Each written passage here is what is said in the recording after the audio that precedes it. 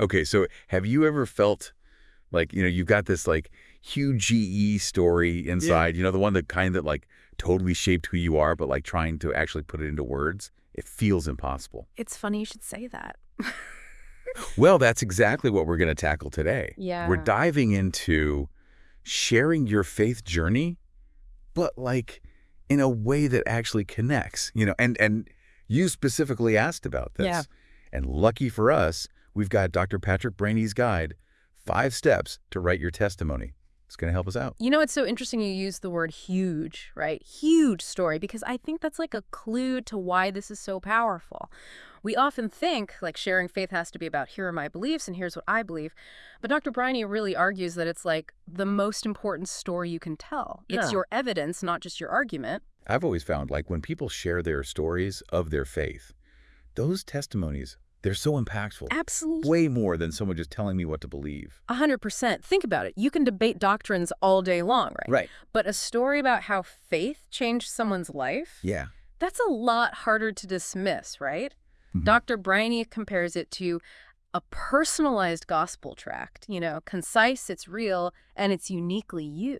That makes total sense. Yeah, guys. And he doesn't just leave us hanging with that idea. Yeah. He gives us some structure, right? Five key questions. He does. It's kind of brilliant. Yeah, structure is key when you're dealing with something this personal, right? Right. Because, without it, it's so easy to just get lost in the weeds. But these questions, it's like they create this natural flow. Okay, so hit us with question 1. What is it? All right, so it starts simple. When were you saved? And don't let that fool you, because this isn't about like rattling off a date. It's about pinpointing that moment of transformation. It's that before and after picture. Oh, okay. So it's like this is where things went from black and white to Technicolor. Yes. It immediately hooks people in. So what's next? What's the next question? The second question brings in the human element. What helped you become a Christian? And notice how it's not just about some like internal revelation, right? It acknowledges the people, the events, even the struggles that kind of nudged you along the way. Oh, for sure. We've all got those people or moments that really stand out. Like for me, it was this youth group leader who would debate theology with me. Interesting. Even when I was being difficult, Yeah. And that really stuck with me. You see, and that's a story in itself. Right. And it highlights why this question matters, because it shows faith isn't this solitary pursuit.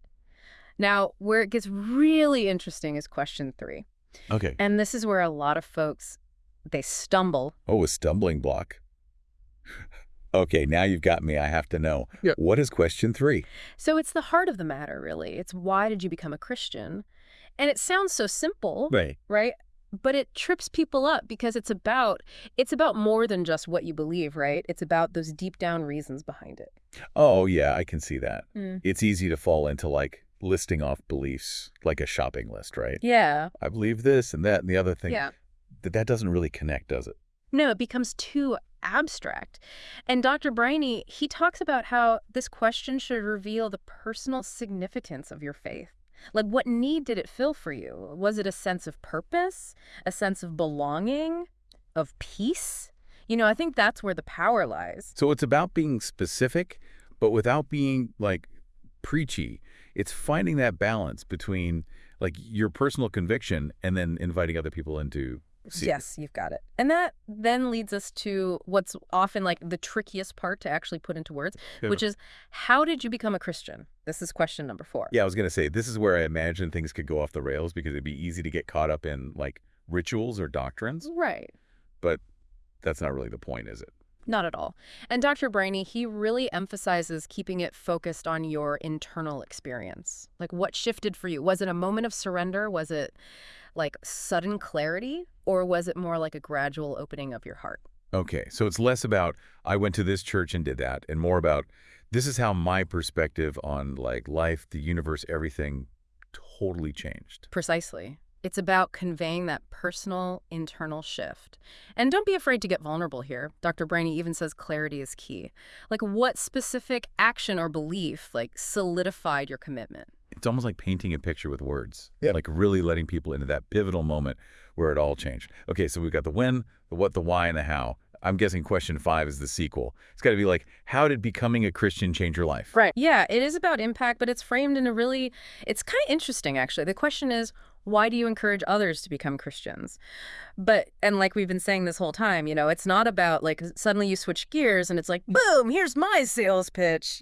It's funny how the minute you frame it as encouraging others, most people, like, their defenses go up. Totally. Like, that's not what Dr. Briney's going for here, is it? Not at all. What's so cool is he talks about how this is where you subtly shift from that like internal experience to how it ripples outward. Okay. And it's not by like demanding that other people believe what you believe, but it's by showcasing the good that's come from it. So instead of being like, you should believe this because X, Y, and Z, it's more like this led to A, B, and C in my life, which has been amazing. Yes. Exactly. You're so right. You're picking up what he's putting down because he wants you to focus on the transformation. So like, did your life become more joyful, more purposeful? Did relationships improve? Sharing that is powerful. It's like saying, hey, this incredible thing happened to me. It might not be your thing, but like it made my world better. Right. Which is so much more compelling than just like, here's a list of rules. 100%. And it actually brings us back to that idea of a gift that we kind of touched on earlier. Yeah. Crafting a testimony, like this isn't just about sharing it with other people. It's a gift that you give yourself too. Oh, I like that. Unpack that a little bit. What do you mean by that?